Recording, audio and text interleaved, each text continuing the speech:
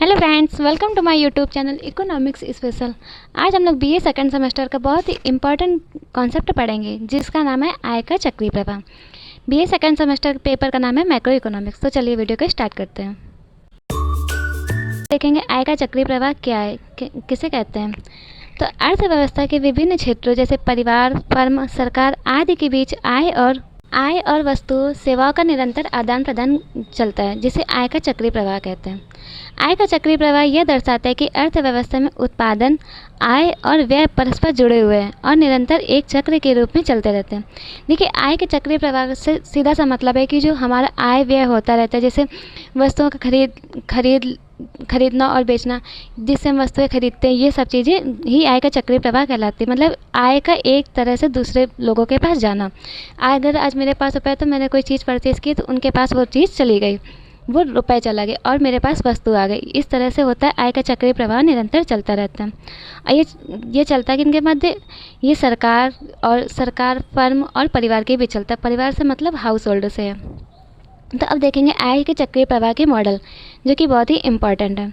आय के चक्रीय प्रवाह के मॉडल से एक क्वेश्चन आता है। जैसे अब देखेंगे सबसे पहले इसमें कितने मॉडल होते हैं। तो आय के चक्रीय प्रवाह में 3 मॉडल होते हैं, द्विक्षेत्रीय, त्रिक्षेत्रीय और चतुर्थ क्षेत्रीय।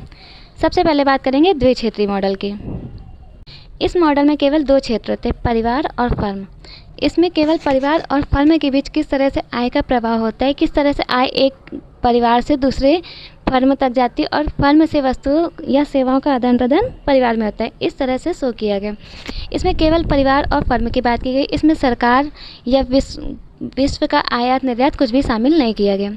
ये एक तरह से बंद इकोनॉमिक का एग्जाम्पल है। मतलब बंद इकोनॉमी होती है द्विक्षेत्रीय मॉडल में। परिवार उत्पादन के साधन प्रदान करते हैं और फर्म उन्हें मजदूरी, किराया, ब्याज एवं लाभ के रूप में आय देती है। परिवार इसी आय से वस्तु एवं सेवाओं की खरीद करते हैं। यह बंद अर्थव्यवस्था होती है। देखिए, याद रखिएगा, जो द्विक्षेत्रीय मॉडल होता है वो बंद अर्थव्यवस्था होती है। तो जो बेसिकली इसका कहना था द्विक्षेत्रीय मॉडल में, तो इसमें ये कहा गया कि जो परिवार होता है, परिवार मतलब हाउस होल्ड। जैसे मान लीजिए एक कोई छोटा सा परिवार है, तो उसके पास क्या क्या होगा। उसके पास भूमि है, श्रम है, पूंजी है, पूंजी नहीं होती, भूमि, श्रम, पूंजी और साहस। क्योंकि देखिए, उत्पादन के कितने फैक्टर होते हैं, 4 फैक्टर होते हैं, भूमि, श्रम, पूंजी। देखिए, ये सेक्टर होते हैं उत्पादन के चार क्षेत्र होते हैं। उत्पादन के मतलब 4 कारक। तो ये जो होता है भूमि, श्रम, पूंजी, साहस, ये एक परिवार प्रोवाइड करता है। उसके बाद फर्म जो होती है वो भूमि के बदले उसको किराया देती है। जो जैसे परिवार के द्वारा भूमि दी गई है, तो फर्म उसको किराया देगा। और परिवार में ही जो मतलब परिवार के लोगों में ही लोग होते हैं जो कि जाके किसी फैक्ट्री में काम करते हैं, तो फैक्ट्री में काम करने के बजाय उन्हें मजदूरी दी जाती है। इसी तरह पूंजी का होता है, पूंजी का लाभ होता है कि ब्याज होता है। और साहस का मतलब एंटरप्रेन्योर से जो व्यक्ति व्यापार करता है उसको लाभ प्रोवाइड होता है। तो 2 सेक्टर में सिंपल सी बात की गई कि ये जो होता है ये परिवार देता है, ये चीज़ें परिवार के द्वारा मिलती है, और ये फर्म के द्वारा।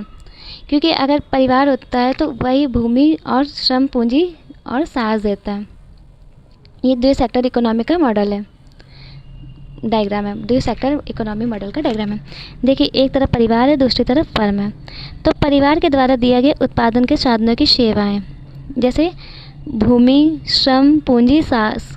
यहाँ पे ब्याज लिखा हुआ है पर यहाँ पर श्रम होगा। तो परिवार के द्वारा क्या क्या दिया जा सकता है। देखिए, परिवार के द्वारा भूमि दी जा सकती है, पूंजी दी जा सकती है, साहस और श्रम दिया जा सकता है।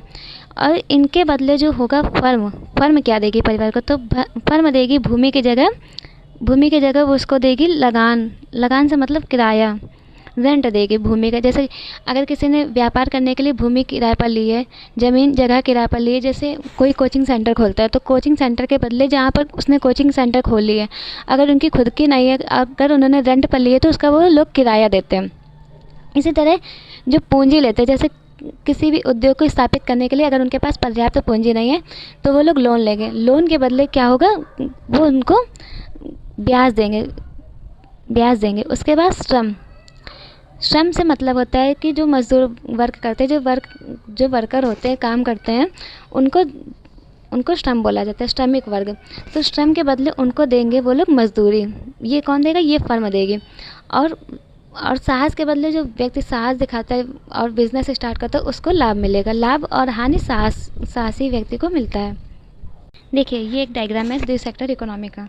जैसे सबसे पहले आएगा परिवार। परिवार जैसे द्वि सेक्टर इकोनॉमी में केवल परिवार और फर्म को लिया जाता है, ठीक। तो परिवार के थ्रू इनको मिलेगा। देखिए, परिवार के जो परिवार होगा वो उनको भूमि दे सकती है, श्रम दे सकती है, पूंजी दे सकती है और साहस दे सकते हैं। इसके बदले जो होगा वो फर्म इनको देगी लगान, मजदूरी, लाभ और ब्याज। तो जब परिवार के पास आय आएगी, इनके पास जब आय आएगी, तो ये जो फर्म अपना प्रोड्यूस करेगी। जैसे मान लीजिए इन लोगों ने कपड़े का उद्योग किया, कपड़ा का उद्योग किया, तो जब परिवार के पास आय आएगी, आय कैसे आएगी? जैसे भूमि, श्रम, पूंजी, साहस ये सब दिया है, तो इसके बदले में फर्म इन्हें लगान, मजदूरी, ब्याज और लाभ देगी, जिससे इनके पास आय आएगी, जिससे इनके पास रुपए आएंगे और ये आय जाकर यहाँ पर ये लोग फिर से खर्च कर सकेंगे और जो इन्होंने प्रोडक्ट बनाया है उसको खरीद सकेंगे। तो ये हो गया पूरा द्वि सेक्टर इकोनॉमी का। नेक्स्ट देखेंगे, तो आइए आप लोगों को ये अलग समझ में आया होगा। परिवार और फर्म के बीच होता है तो केवल द्वि सेक्टर इकोनॉमी। अब नेक्स्ट पढ़ेंगे त्रिक्षेत्रीय मॉडल। त्रिक्षेत्रीय मॉडल में देखेंगे क्या क्या होता है। देखिए, नाम से ही पता चला त्रिक्षेत्रीय है, तो इसमें 3 चीज़ें इन्वॉल्व रहेंगी, 3 जगह इन्वॉल्व रहेंगी। जैसे द्वि सेक्टर इकोनॉमी में परिवार और फर्म तो इन्वॉल्व रहती थी, हाउस होल्ड और फर्म। तो इसमें जो होता है, इसमें सरकार को भी ऐड कर लिया जाता है, इसमें सरकार का भी हस्तक्षेप हो जाता है। देखिए, याद रखिएगा, सरकार का हस्तक्षेप होता है, परंतु ऐसा नहीं कि खुली अर्थव्यवस्था में काउंट की जाएगी, ये भी एक तरह से बंद अर्थव्यवस्था में ही काउंट होगी। तो इसमें जो होता है, सरकार को भी शामिल किया जाता है। सरकार कर वसूल करती है और उसके बाद सार्वजनिक व्यय करती है। इससे आय का प्रवाह परिवार, फर्म और सरकार के बीच चलता है। आय का प्रवाह से मतलब है, आय जो होती है वो उस परिवार और फर्म के बीच चलती रहती है, परिवार, फर्म, सरकार के बीच। और जो द्वि सेक्टर इकोनॉमी में था वो केवल उसमें चल रही थी, परिवार और फर्म में। अगर आपको समझ में ना आ रहा हो तो आप लोग प्लीज़ कमेंट में ज़रूर बताइएगा। वैसे बहुत ही सिंपल सा है, आप लोग अच्छे से समझिएगा, अच्छे से समझ में आएगा। नेक्स्ट इसका डायग्राम देखेंगे द्वि सेक्टर इकोनॉमी का। तो इसमें देखिए, इसमें परिवार को लिया गया, उसके बाद फर्म आई है और परिवार, देखिए इसमें परिवार होगी, उसके बाद फर्म होगी और परिवार और फर्म के बीच जो हम लोगों ने पहले से रिलेशन देखा था, उसके बाद इसमें आएगा, इसमें एक्स्ट्रा सरकारी क्षेत्र भी ऐड हो जाएगा। सरकारी क्षेत्र से मतलब सरकार भी ऐड हो जाएगी और जो सरकार होगी वो फर्म से, जैसे फर्म ने कुछ चीज़ प्रोड्यूस की, उसके बाद उसको टैक्स भी देना पड़ेगा। जो टैक्स सरकार परिवार के सार्वजनिक लाभ के लिए लगाएंगी, जिससे क्या होगा कि सार्वजनिक विकास होगा, पूरे देश का विकास होगा। ये देखिए, जैसे यहाँ से परिवार, देखिए परिवार जो होगी, ये परिवार देंगे परिवार पहले फर्म को अपनी सुविधाएं देंगे, जैसे भूमि, श्रम, पूंजी और साहस। इसके बाद फर्म उन्हें लगान, ब्याज, मजदूरी, लाभ देगी। लेकिन इसके बीच आ जाएगी सरकार, और सरकार से आने का मतलब है, देखिए जो बचत होगी और निगम कर, ये जो टैक्स वसूला जाता है, जैसे अगर किसी फैक्ट्री में लगाए गए तो उनको लाइट की भी ज़रूरत पड़ेगी, रोड वगैरह की भी ज़रूरत पड़ेगी, जिसका वो लोग फर्म जो होगी वो टैक्स देगी। और जब फर्म इनको टैक्स देगी सरकार को, तो सरकार जो होगी वो इन पर व्यय करेगी। जैसे बेरोजगारी भत्ता हो गया और जैसे बहुत सारी स्कीम चलती है, जैसे वृद्धावस्था पेंशन चलती है और स्कूल में बच्चों को स्कॉलरशिप वगैरह भी प्रोवाइड होती है। तो ये सब होता है सरकार के अंडर में होता है। तो ये जो सरकार होती है ये कर वसूलती है। कर किससे वसूलेगी? फर्म से। फर्म द्वारा इनको कर मिलेगा, फर्म द्वारा ही इनको लाभ भी मिलेगा। और जब सरकार व्यय करेगी सरकारी क्षेत्र पर, सार्वजनिक व्यय करेगी, तो परिवार को उससे लाभ होगा और कुछ कर परिवार के ऊपर भी लगे रहते हैं। ये 3 सेक्टर इकोनॉमी का डायग्राम है। इसमें देखिए दिखाए गए, जैसे मान लीजिए पूंजी बाजार है, ठीक। पूंजी बाजार से तात्पर्य, जब परिवार फर्म वाला समझ में आ गया, जब फर्म होगी वो पूंजी बाजार में देगी, उसके बाद जो परिवार होगा वो बचत भी पूंजी बाजार में लगाएगी। और जो पूंजी बाजार होगी, पूंजी बाजार से तात्पर्य एक तरह से बैंक से ले सकते हैं, बैंक का ही मेन लेंगे। जो सरकार जैसे किसी भी घर की जो बचत होती है वो जाके सीधे बैंक में जमा कर देते हैं, और जो फर्म होती है वो भी अपनी बचत पूंजी बाजार में लगा देगी। और फिर जब फर्म को रुपए की ज़रूरत पड़ेगी कि आगे उनको और भी बड़ा प्रोडक्शन करना है, तो वो जो होगी वो जो फर्म होगी वो पूंजी बाजार से उधार लेगी। देखिए, पूंजी बाजार से जैसे बैंक से लोन लेगी फर्म, और जब फर्म बैंक से लोन लेगी तो उसके बाद उनको कर भी देना पड़ेगा। जैसे टैक्स देते हैं उसके बाद, तो वो देना पड़ेगा, क्योंकि जैसे लोन लिया तो उस पर जो टैक्स लगता है एक्स्ट्रा वो उनको देना पड़ेगा। ये पूंजी बाजार से मतलब बैंक से। आई होप आप लोगों को समझ में आ रहा होगा। उसके बाद जो बैंक होगी वो बैंक उधार सरकारी क्षेत्र को भी देगी और बचत सरकारी क्षेत्र की भी रखेगी। ये फर्म होगी ये सरकार को भी निगम कर देगी, और जो सरकारी क्षेत्र होगा वो पहले फर्म को आर्थिक सहायता देगी। फिलहाल में जैसे देखा जाता है कि जो फर्म होती है वो ज़्यादा आर्थिक सहायता देती है, अगर सरकारी क्षेत्र को फिर वो आर्थिक सहायता देगी। और सरकारी क्षेत्र जो होगा वो वस्तुओं पर सरकारी व्यय भी करेगी। सरकारी क्षेत्र वस्तुओं पर सरकारी व्यय करेगी। और इधर देखेंगे वो व्यक्तिगत कर लगाते हैं, जैसे घर का कर, ये सब घर का रेंट भी देना पड़ता है। इस तरह से ये कर अंतरण व्यय और सेवाओं पर सरकारी व्यय, जैसे हॉस्पिटल वगैरह की जो सुविधाएं मिलती हैं उन पर भी कर लगा रहता है, लाइट वाइट का, इन सब का भी कर रहता है। तो देखिए, जैसे इसमें समझा था हम लोगों ने, तो अब इसमें एक ऐड हो जाएगा एक्स्ट्रा पूंजी बाजार। पूंजी बाजार और उसके बाद ही मान लीजिए जैसे अब इसमें जो 3 सेक्टर इकोनॉमी है उसमें सरकार भी ऐड हो जाएगी। तो सरकार के ऐड होने से क्या होगा, जब सरकार ऐड होगी तो ये जो फर्म होगी ये फर्म इनको टैक्स देगी। फर्म जो होगी वो इनको टैक्स देगी। और ये फर्म यहाँ से टैक्स लेने के बाद ये जो सरकार होगी ये जाकर हाउस होल्ड को सरकारी व्यय करेगी। सरकारी व्यय से मतलब है कि वो इन पर खर्च करेगी। यहाँ पर पहले जो होगी फर्म कर देगी, और जैसे इनका लाभ होता है तो भी सरकारी व्यय में देना पड़ता है। उसके बाद सरकार यहाँ परिवार के लिए लगाएगी, उनके लिए अच्छी सड़क बनाएगी, अच्छे हॉस्पिटल प्रोवाइड कराएगी, अच्छे स्कूल प्रोवाइड कराएगी, ये सब चीज़ें, और राशन की भी व्यवस्था करवाएगी सरकार। तो यहाँ पर सरकार फिर इन पर सार्वजनिक व्यय करेगी। सार्वजनिक व्यय, ये थोड़ा गंदा लिख गया, सार्वजनिक व्यय कुछ ज़्यादा ही गंदा लिख गया। तो जब सरकार सार्वजनिक व्यय करेगी तो एक तरह से देश का भी विकास होगा।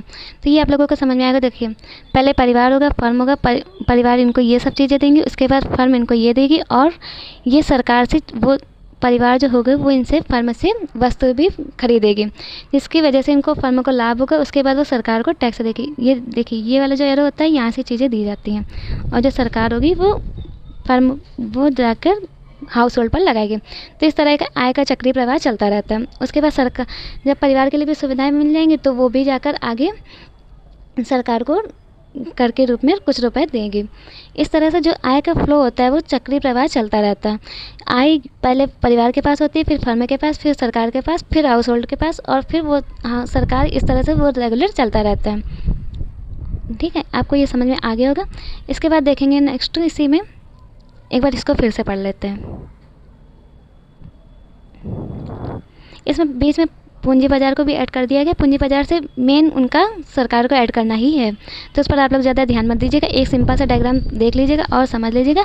अगर आपके पेपर में बनाने को आता है तो आप लोग वही बनाकर आइएगा अच्छे से। इस मॉडल में सरकार को भी शामिल किया जाता है। सरकार कर वसूलती है और उसके बाद सार्वजनिक व्यय करती है। इससे आय का प्रवाह जो होता है वो परिवार, फर्म और सरकार के बीच चलता रहता है। इसमें मेन यही समझाया गया कि किस तरह से आय परिवार, फर्म और सरकार के बीच चलती रहती है। कहीं ऐसा नहीं कि इसी एक जगह रुक गई है, ऐसा नहीं। पहले आय परिवार के पास होती है, आय नहीं होती तो उनके पास कुछ ऐसे साधन होते हैं जिसके थ्रू वो आय को जनरेट कर सके। इस तरह से जो आय होती है वो चलती रहती।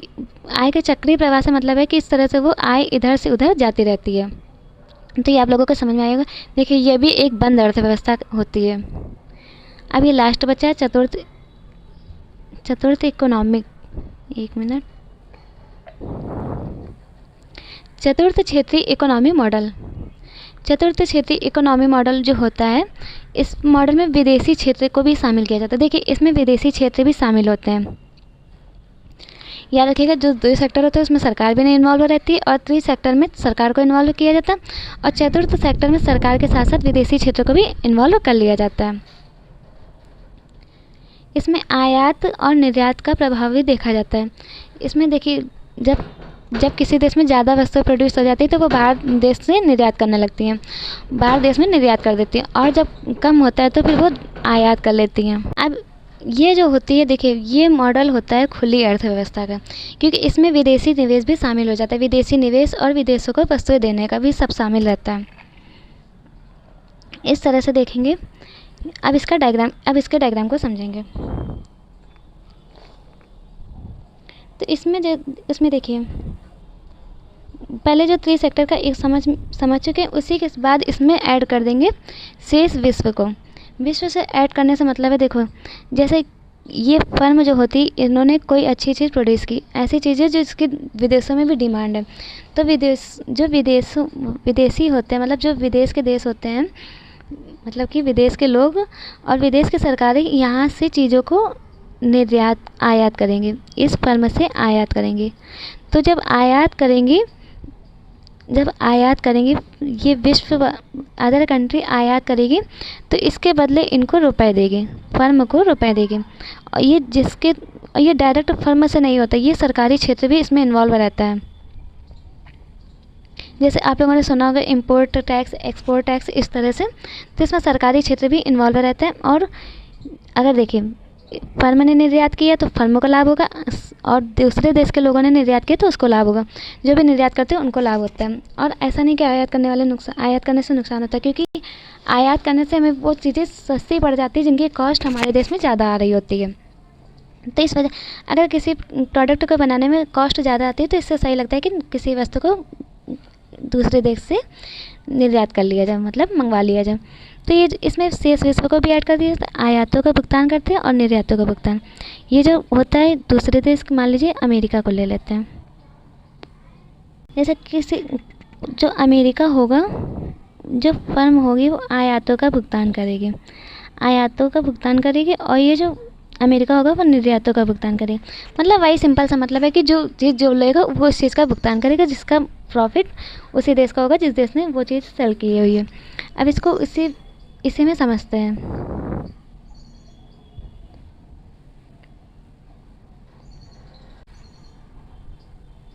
अब इसमें एक और ऐड करेंगे विश्व को।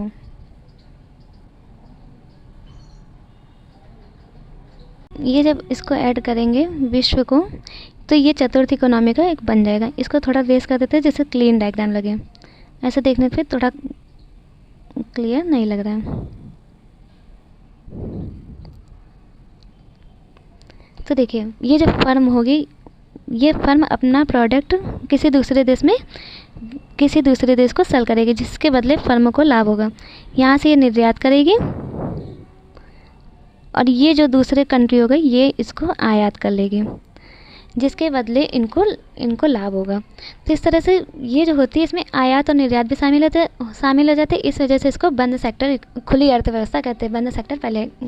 बंद अर्थव्यवस्था बाकी 3 सेक्टर को कहते हैं। तो ये आप लोगों को समझ में आ गया होगा। इसमें ऐड कर लेते हैं विश्व को भी, जिस दूसरे देश को भी शामिल कर लिया जाता है, जिसके बदले वो लोग आयात निर्यात करते हैं और उन्हें प्रॉफिट होता है। तो इस तरह से हम लोगों ने आयात के पूरे चक्रीय मॉडल को अच्छे से समझा है, बहुत डिटेल में समझा हुआ। अगर वीडियो पसंद आई तो प्लीज़ लाइक करिएगा। अब इसके बाद कुछ और चीज़ें देखेंगे।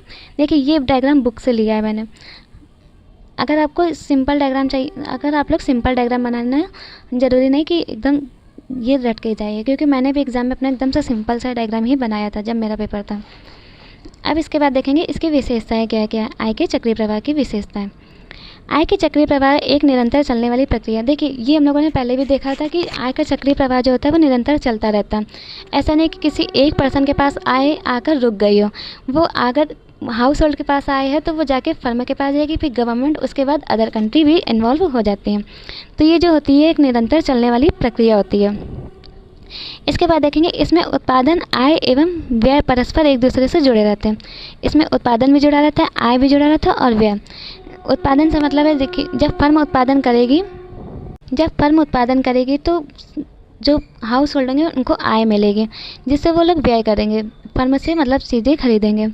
इसके बाद देखेंगे नेक्स्ट विशेषता, अर्थव्यवस्था के विभिन्न क्षेत्रों जैसे परिवार, फर्म तथा सरकार के बीच वस्तुओं, सेवाओं एवं मुद्रा का आदान प्रदान होता रहता है।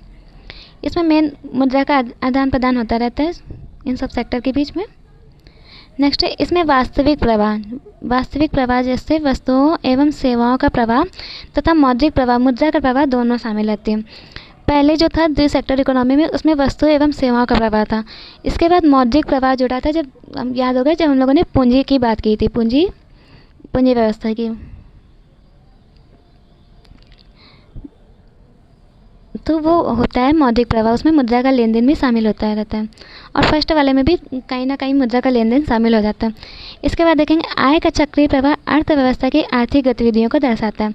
वह दिखाते हैं किस तरह से अर्थव्यवस्था कार्य करती है, किस तरह से अर्थव्यवस्था में आय व्यय होता रहता है। यह राष्ट्रीय आय के निर्धारण एवं अध्ययन में भी सहायक होती है, क्योंकि इसमें इंपोर्ट एक्सपोर्ट भी सब शामिल होता है इस वजह से। अब इसमें देखेंगे ये बहुत ही इंपॉर्टेंट कॉन्सेप्ट है, इसमें बिल्कुल भी कंफ्यूज मत होइएगा। आय के चक्रीय प्रवाह में रिसाव तथा अंतःक्षेपण या समावेश का महत्व। सबसे पहले समझेंगे रिसाव या अंतःक्षेपण क्या होता है। रिसाव या फिर अंतःक्षेपण और समावेश क्या होता है। अंतःक्षेपण बोलिए या समावेश बोलिए, दोनों एक ही बात है। अब इनका महत्व देखेंगे। देखिए ये इसी चैप्टर का है तो और इम्पॉर्टेंट भी, इस वजह से अच्छे से समझिएगा। सबसे पहले बात करेंगे इसको, रिसाव को कहते क्या हैं, रिसाव से तात्पर्य क्या है। जब लोगों की आय का कुछ हिस्सा बाजार में वापस खर्च नहीं होता है तो उसे रिसाव कहते हैं। इससे आय का प्रवाह कम हो जाता है। लिप्सी ने बताया आय का रिसाव आय का वह भाग होता है जो आय के चक्रीय प्रवाह में वापस खर्च नहीं किया जाता है। देखिए जैसे ज़रूरी नहीं कि किसी जो भी व्यक्ति अपने आय, जो मज़दूर अपना काम करते हैं उसके बाद उनकी जो आय होती है वो लोग पूरी खर्च नहीं करते, वो लोग आगे के लिए सेव करके भी रखते हैं, जो कि मार्केट में वो वाली आय नहीं जा पाती है। वो आय उनकी या तो बैंक में जाती है या किसी ऐसी चीज़ में जाती है जिससे उनकी आय बची रहती है। कुछ लोग गोल्ड वगैरह भी परचेज़ कर लेते हैं। तो ये जो रिसाव से तात्पर्य है कि आय का वह भाग जो आय के चक्रीय प्रवाह में वापस खर्च नहीं होता है। आय के चक्रीय प्रवाह में वापस खर्च नहीं होता मतलब वो बचा करके रख लिया जाता है, उसे रिसाव कहते हैं। इससे देखेंगे क्या क्या होता है। जैसे हाँ देखिए इसमें उदाहरण दिया गया, बचत, पैसा बैंक में रख कर बचत कर लेते हैं वो लोग, अपने खर्च नहीं किया जाता। कर्ज सरकार को दे दिए, सरकार को देने के बाद भी उनके पास वो वाली चीज़ें वहाँ मार्केट में दोबारा वो जो मुद्रा गई है वो खर्च नहीं होगी। इसके बाद आयात, विदेशी वस्तुओं पर पैसा खर्च किया, इनके पास अर्थव्यवस्था के सामान्य प्रवाह से बाहर चल जाता है इनके पैसा। ये जो रिसाव का पैसा होता है, जो रिस्क का मतलब पैसा होता है रिसाव का, वो अर्थव्यवस्था के सामान्य प्रवाह से मतलब जो चक्रीय प्रवाह होता है उससे बाहर चला जाता है। इसके बाद देखेंगे अंतःक्षेपण या समावेशन, बाहर चला जाता है। ठीक, ये समझ में आ गया होगा। अंतःक्षेपण या समावेशन, जब अर्थव्यवस्था में नया पैसा या खर्च जोड़ा जाता है तो उसे अंतःक्षेपण कहते हैं।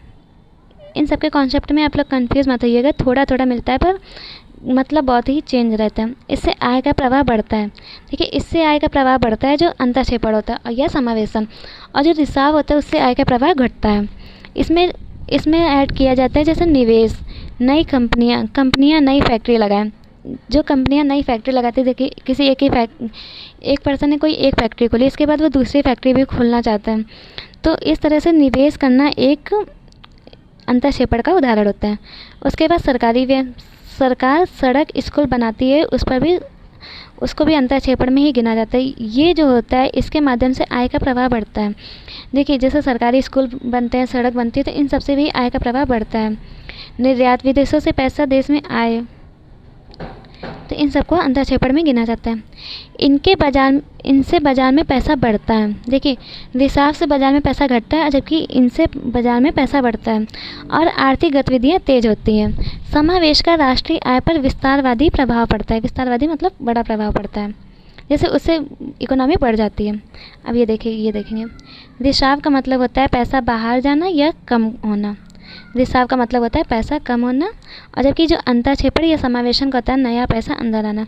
जब किसी चीज़ पर इन्वेस्टमेंट करेंगे तो वो इन्वेस्टमेंट पर पैसा स्टक हो जाएगा, पर आगे चलकर वो हमें प्रॉफिट देता है। इस वजह से इसका मतलब ये होता है। और जहाँ समावेश और रिसाव बराबर होते हैं तो वह अर्थव्यवस्था संतुलन के लिए मानी जाती है। तो संतुलन, किसी देश की अर्थव्यवस्था में संतुलन के लिए समावेशों का रिसाव के समान होना आवश्यक है। समावेशों का रिसाव के समान होना आवश्यक है, मतलब अंतःक्षेपण या समावेश रिसाव के बराबर होना चाहिए। ऐसा नहीं कि केवल लोग अपनी मनी होल्ड कर कर ही रखते जाते हैं। जब तक नया इन्वेस्टमेंट नहीं होगा तब तक देश प्रोग्रेस पर नहीं होता। अब इसके चक्रीय आय के प्रवाह को समझेंगे, प्रवाह के महत्व को समझेंगे। आई होप आप लोगों को अभी तक समझ में आया होगा। चक्रीय आय प्रवाह अर्थव्यवस्था में होने वाली आर्थिक गतिविधियों को समझने का एक महत्वपूर्ण आधार है। यह दिखाता है कि कैसे परिवार, फर्म, सरकार और विदेशी क्षेत्र के बीच आय, उत्पादन और व्यय का निरंतर आदान प्रदान होता रहता है।